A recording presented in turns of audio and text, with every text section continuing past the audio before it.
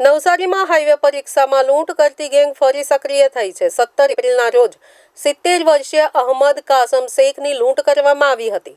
આ ઘટનામાં નવસારી ગ્રામ્ય પોલીસે સુરતના 2 આરોપીઓની ધરપકડ કરી છે। ઘટના મુજબ રિક્ષા ચાલકે અગાઉથી કાવતરું રચ્યું હતું। તેણે રિક્ષામાં પહેલેથી જ 3 સાગરીતો બેસાડ્યા હતા।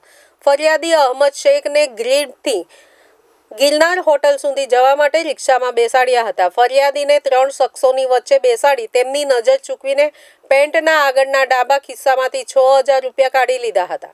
આરોપીઓએ બેસવાની તકલીફનું બહાનું કાઢીને ગિરનાર હોટલ પાસે રિક્ષા ઊભી રાખી હતી। ત્યારબાદ ફરિયાદીને ઉતારીને રિક્ષા લઈ સુરત તરફ ભાગી ગયા હતા। નવસારીમાં ગ્રામ્ય પોલીસે આ કેસમાં સુરત નિવાસી મોહમ્મદ ઇરફાન બિલાલ પઠાણ અને મોહમ્મદ માહિર મહેબૂબ ઘાંચીની ધરપકડ કરી છે। બંને આરોપીઓને કોર્ટમાં રજૂ કરી રિમાન્ડ મેળવવામાં આવ્યા છે। પોલીસે રિક્ષા ચાલક અને અન્ય આરોપીઓ વિરુદ્ધ ચોરી અને ચોરીની મદદગારીનો ગુનો નોંધ્યો છે।